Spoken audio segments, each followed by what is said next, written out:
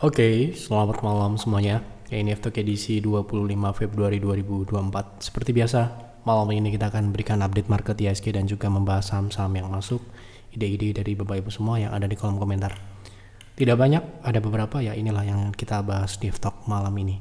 Jadi, apabila Anda ingin melihat banyak pembahasan saham di FTOK berikutnya, silahkan isi di kolom komentar saham apa dan kenapa saham tersebut Anda pilih untuk dibahas. Kita mulai dari IHSG. Ini hari Minggu, jadi pastinya kita akan membaca bagaimana perkiraan kami di stock call edisi minggu ini atau yang dipublikasikan tadi sore gitu ya. Jadi untuk minggu ini setelah penutupan minggu lalu, perdagangan hari Jumat kemarin turun ya, IHSG masih akan melanjutkan wave C setelah gagal melewati 7350, artinya skenario wave C ini tetap berjalan. Dan untuk terdekat minggu ini kemungkinan akan mengarah menguji 7222. Nah ini kalau misalkan ditembus bisa berlanjut sampai dengan 7100 ya, ke bawah 7100. Seperti itu, silahkan dibaca apa yang ada di stock call. Kita mulai dari saham yang pertama. Oke, tolong analisa PTPS untuk swing trading. PTPS untuk swing trading. Oke, kalau kita lihat dari saat ini, posisi saat ini sudah cukup tinggi ya naiknya, dan Anda tahu ini karakteristiknya seperti ini ya. Jadi ya mungkin ini masih bisa naik lagi karena bisa saja dia breakout dan melanjutkan ke ekstensi berikutnya. Namun Anda perlu tahu kalau Anda ceroboh atau tidak disiplin dengan stop loss, Anda bisa dibawa jatuh seperti ini. Ya, dan belum tentu bisa balik lagi seperti ini loh ya. Gitu. Tapi kalau Anda mau untuk swing trading, idealnya memang belinya di support ya, di support MA60. Ini relatif resikonya lebih rendah dibandingkan Anda beli di resist, meskipun bukan berarti di resist tidak bisa naik lebih tinggi lagi, tetapi itu akan lebih berisiko tinggi. Kalau di harga saat ini Anda beli, stop lossnya di 338, yang artinya itu sekitar 14%, sangat besar ya. Seperti yang saya bilang tadi, kalau dia turun misalkan ke 338, bukan berarti dia akan kembali ke support sini, tapi dia bisa saja membentuk high low untuk naik lebih jauh. Sehingga saran saya tunggu dia turun ya, tunggu dia turun, membentuk wave turun lagi. Sekarang ini berisiko tinggi, seperti itu. Tolong analisa untuk saham ASIO untuk invest. Oke, untuk invest kita pertama-tama yang kita lihat adalah fundamental. Kalau fundamental udah layak ya, kita akan pindah ke teknikal untuk mencari timing dan harga yang ideal untuk masuk.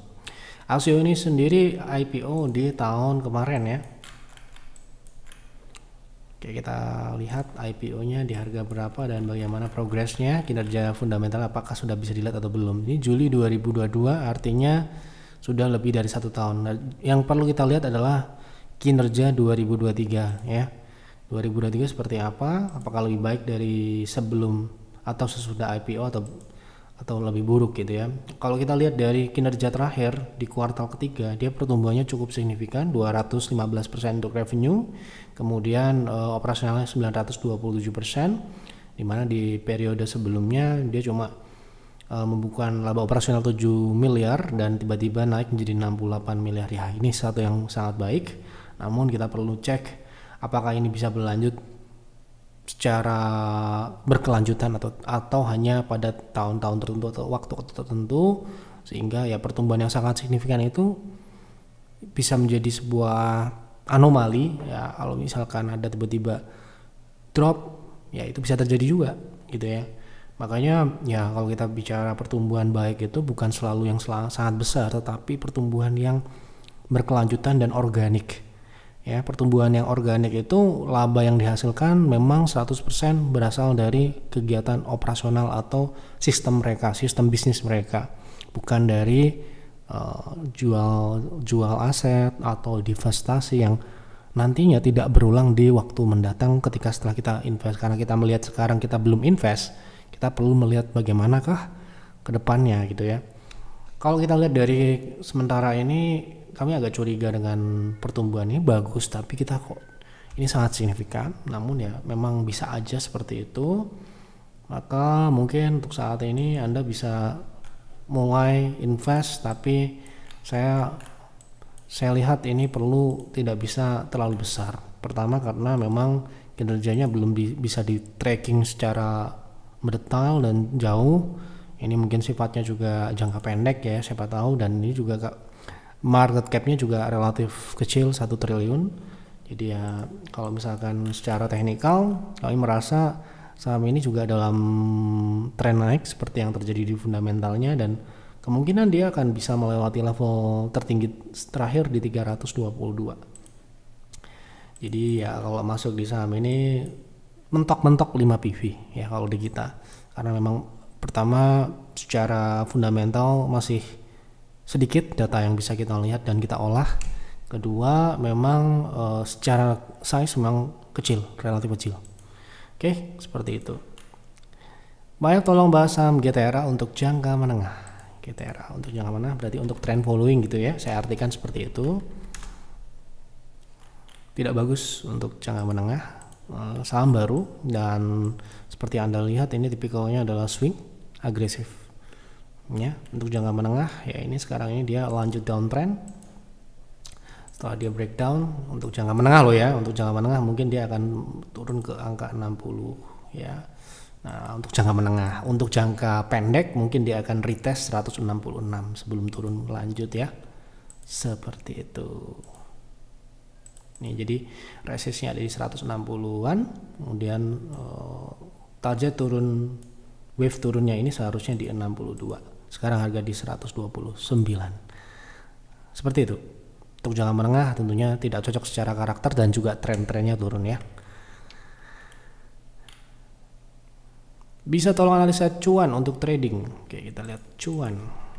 Sepertinya terakhir dia sudah mencapai target turun yang kita pasang di 6 ribuan, dan sekarang ini potensinya ya sebenarnya ada potensi untuk membentuk wave B ya. Jadi kalau kita lihat dari jangka pendek, karena ini trading ya, kita melihat pergerakannya ini relatif konsolidasi. Bagaimana kita melihat ini kok konsolidasi ya? Kita bisa yang namanya melihat moving average-nya ya.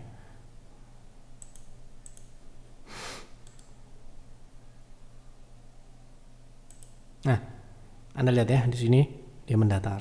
Oke. Dan indikator MACD juga menyempit. Menyempit ini bisa diartikan dia mulai tingkat volatilitasnya menurun. Nah, sehingga dengan penurunan volatilitas ya asumsinya adalah konsolidasi. Nah, strategi trading di saham konsolidasi yang ada potensi membentuk wave naik yaitu wave B,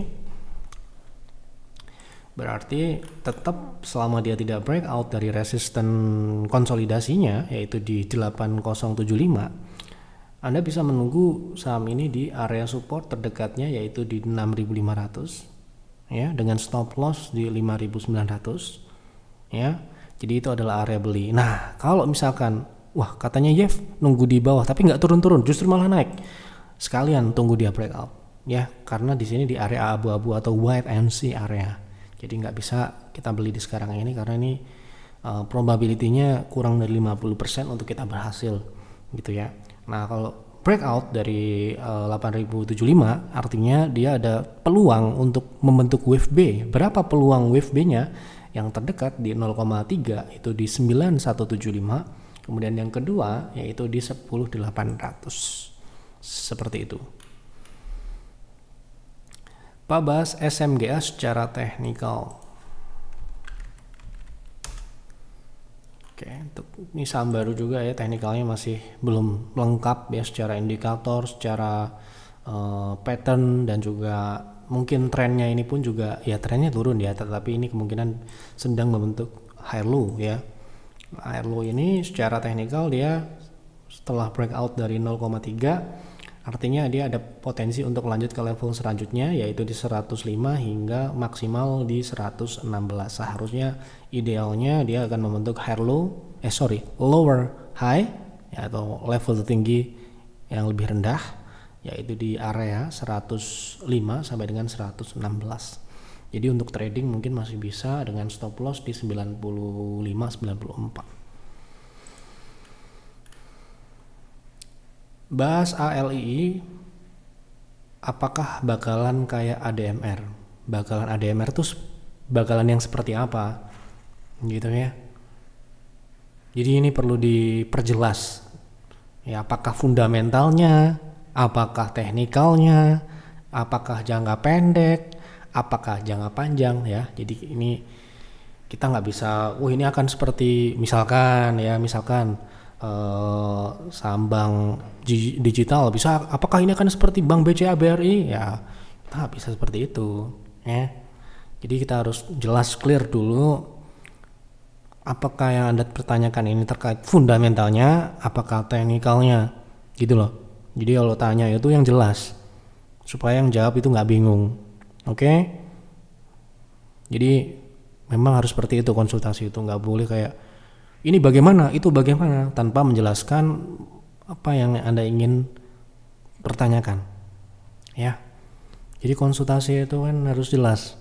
Oh, Anda ke dokter ya, Anda kan pasti ditanya secara mendetail apa keluhan Anda dan sebagainya. Baru mereka bisa memberikan resep obat dan sebagainya. Ya, gitu. Jadi bertanya pada Yev tidak boleh asal-asalan, harus lengkap dan detail, dan itu pun gratis di Iftok ini. Ya, gitu. Jadi silahkan direvisi, ya. Silakan diperjelas apa maksud Anda bertanya ini akan seperti ADMR, seperti ADMR apanya yang seperti ADMR gitu ya. Gitu. Pak, mohon info HICE untuk invest, penjualannya naik terus, apa termasuk growth yang bagus? Masuk di harga sekarang secara teknikal apakah sudah bisa? Terima kasih. Oke. Sudah pernah kita bahas sebelumnya di Iftok sebelumnya. Anda bisa cari Hasnur terkait saham ini bagaimanakah ya. Ini target turun yang kita pasang di 212, dia sempat turun sedikit habis itu naik ya. Inilah area terbaik untuk beli saham ini. Secara fundamental tentunya seperti yang Anda ketahui, dia revenue tumbuh sampai dengan bottom line-nya tumbuh. Jadi nggak perlu saya ulang, Anda silahkan tonton di Iftok sebelumnya pembahasan terkait fundamental. Jadi kalau di harga saat ini mohon maaf, ini mungkin nggak sebaik ketika dia di bawah 220 ke bawah ini, karena ini area support yang tepat untuk beli. Ya, seperti itu. Pas saham Inet jangka panjang gimana? Jangka panjang ya saya artikan teknikalnya gitu ya. Teknikal jangka panjang, karena nggak ada pertanyaan jelas ya. Itu ini udah lama nggak kita bahas. Kalau kita lihat dari teknikal saham baru, kalau kita lihat dari daily dia juga masih turun. Bagaimana kan jangka panjang? Ya ini akan masih turun. Ya. Karena tren jangka panjangnya turun. Begitu jawabannya. Jadi kalau Anda bertanyanya singkat, ya saya akan jawabnya singkat. Ya, seperti itu. Jadi sebaiknya Anda bertanya secara mendetail. Wah Pak, saya mau berinvestasi ini pada saham Inet di harga sekarang ini, apakah baik? Bagaimana ke depannya? Gitu loh. Apa sih susahnya bertanya? Ya, orang sekarang tuh konsultasinya tuh kalau berharapnya Yev itu bisa membaca pikiran. Ya. Jadi kita nggak cuma dituntut untuk menganalisa saham, tetapi kita juga bisa membaca pikiranmu gitu ya. Nah, jangan seperti itu. Jadi sampaikan konsultasi itu dengan detail ya dan jelas maksudnya. Anda mau berinvestasi atau mau trading gitu loh ya. Bayev izin bertanya, apakah melihat laporan keuangan cukup di RTI saja tanpa melihat PDF di laporan keuangan resmi? Oke, itu tergantung ya. Kalau Anda ingin invest itu kan komitmen jangka panjang ya. Di data di RTI ataupun seperti yang kami pakai di TradingView ataupun di apps lain yang membantu kita dalam hal melihat summary atau ringkasan data yang ada, performance fundamental ataupun teknikal, itu alat bantu. Tetapi ketika kita membutuhkan data yang lebih detail, yang merinci ya, kemudian kita perlu melihat per pos dan sebagainya, saya rasa perlu kita melihat laporan keuangan secara utuh. Ya di mana bisa Anda akses di websitenya, biasanya ada kalau perusahaan itu transparan, atau ya pastinya mereka akan melaporkan ke IDX, website IDX ya. Apakah cukup? Saya rasa untuk memilih saham kita cukup, tetapi kita perlu data yang lebih valid ya, artinya kita melakukan validasi data ke laporan yang seutuhnya gitu ya. Jadi nantinya kita benar-benar bulat keputusan itu setelah kita melihat laporan keuangan secara utuh. Misalkan kita melihat bottom line NPM-nya besar gitu ya, kemudian kok laporan keuangannya menyampaikan bahwa operasional lebih rendah dari bottom line. Nah, kita kan perlu tahu, dan itu tidak akan dijelaskan seperti di RTI. Nah, mereka di laporan keuangan yang resmi mereka akan menjelaskan, oh bottom line-nya ini meningkat lebih tinggi daripada operasionalnya karena mereka melakukan divestasi sehingga terlihat sangat bagus. Ya, EPS-nya meningkat tinggi, ya, dividennya bisa meningkat tinggi. Ya, di situ dijelaskan di laporan yang resmi atau yang utuh atau laporan keuangan yang sebenarnya ya. Jadi untuk seperti RTI ataupun aplikasi di sekuritas ya, itu kan data yang harusnya bersumber dari laporan keuangan, tapi tidak akan selengkap seperti yang Anda lihat di laporan yang seutuhnya. Jadi Anda silahkan lihat, jika Anda sudah menemukan saham yang bagus di RTI, kemudian Anda perlu cross check karena investasi itu tidak asal-asalan beli ya. Investasi itu harus Anda telusuri lebih dalam ya. Maka dari itulah bedanya dengan trader, bedanya dengan trading itu. Kalau trading kita lihat pattern bagus, potensi swing naik, ada profitnya ya kita beli. Tetapi kalau investasi nggak seperti itu ya. Di luar sana banyak yang masih menyamakan, tidak bisa membedakan ya. Dua hal yang berbeda, cara berbeda, orang yang berbeda ya.